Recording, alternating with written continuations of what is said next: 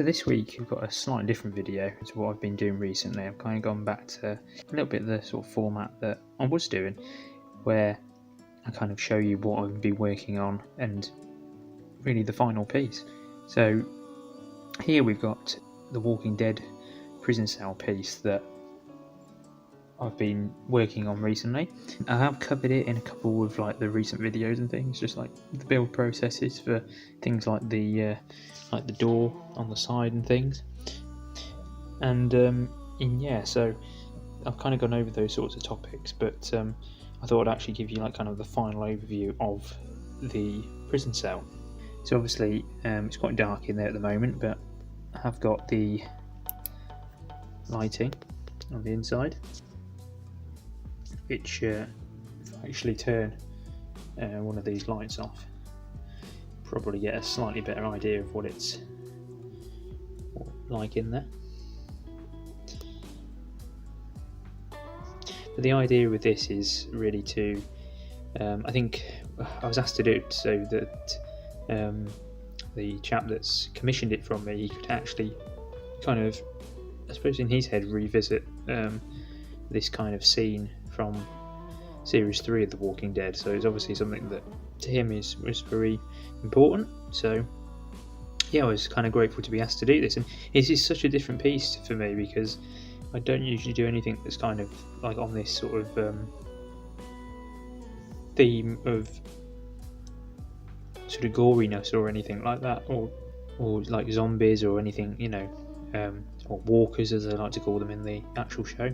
But the only other piece that I did, which kind of was, I liken this to this other piece, which was, I'll put a picture up on the screen for you, is it was called a jarring situation. That's what I called it, and basically it was a couple that were committed a murder and were burying the body in an allotment, and somebody was talking to them over the gate. So it's literally that's what's going on.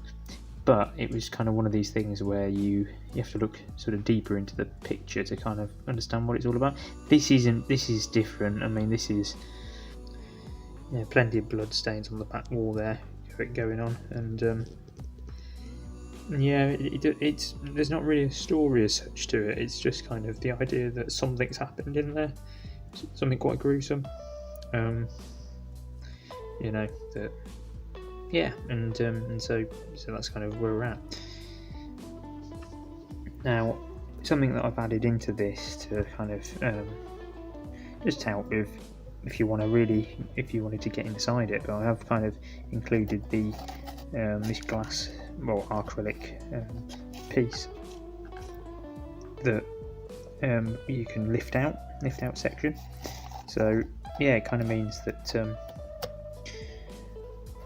you can enter it if you need to.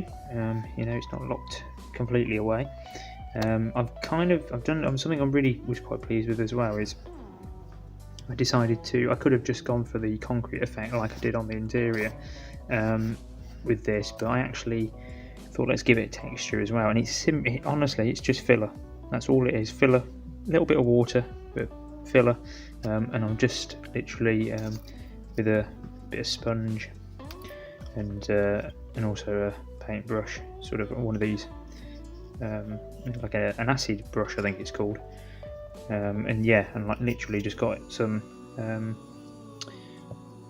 filler on the brush, and then just stippled it on, and then I let it dry a bit.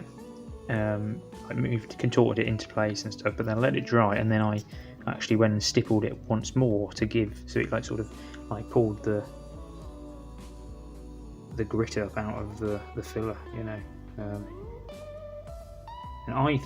personally think that's an effect I'm going to use again.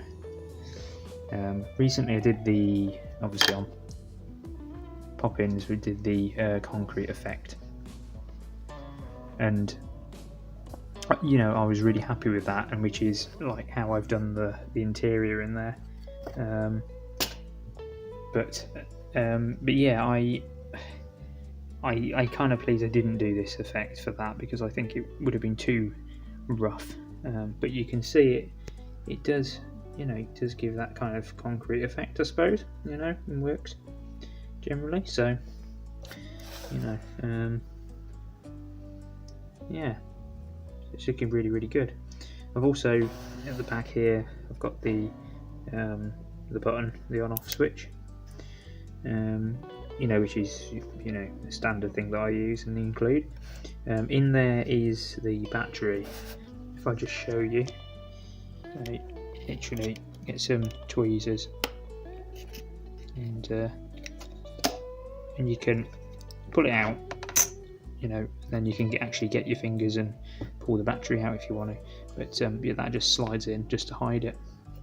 It's literally just like a plastic sort of casing that I made either side of the battery mount, and then it just slides on some plastic sort of runners. But yeah, I mean this is like I said, this is different. It's a different sort of piece. Something I'm not really usually doing, but this sort of basis. But it's obviously what was asked for. This is what and I've signed it as well, in my little sort of card authenticity sort of thing that I like to do on the back, neatened it off with a sort of plastic surround. It's it's a thing, so yeah, that one's going off to Australia, which is going to be it'll be fine. I've sent things to Australia as well, but in recent months and things. But yeah, so we'll see how that one gets on, and I'll let you know if it's arrived safely or not, but it should do, Now, something that I'm going to be working on next is the actually the Big Bang Theory, Leonard and Sheldon's door. That's the next commission that I'm going to be doing. And so basically it's both sides. So you've got like the landing door, if you're familiar with the show here, where the elevator is and things. So there'll be like a light up here.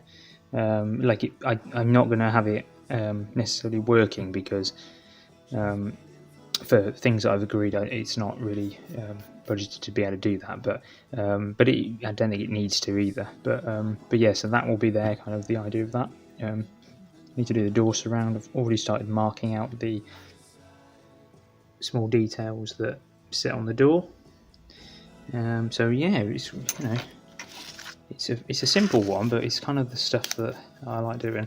And then yeah, on this side will be there's like a dartboard, and looking at the reference images for it, you can kind of see where I'm going. But there'll be a bit of furniture here. It's going to look really, really quite good, I think. But it's just like a small piece. But I was asked to do this. This was sort of I think came off the back of somebody seeing the Walking Dead piece and was like, let's be interested in something Big Bang. But